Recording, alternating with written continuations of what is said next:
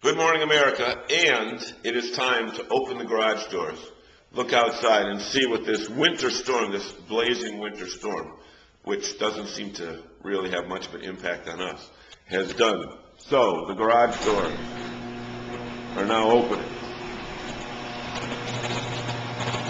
Now, this is my trash receptacle. You can see what I think of politicians.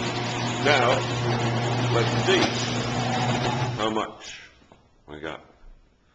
Doesn't look nice.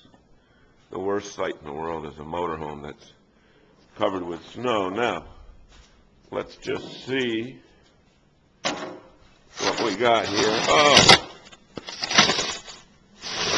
It only looks like about 4 or 5 inches. So,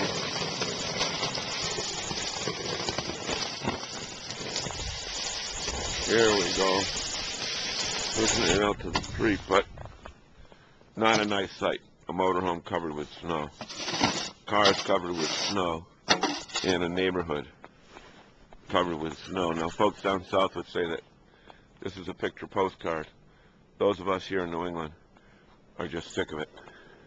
Have a great comes to Plow in the first run of the day.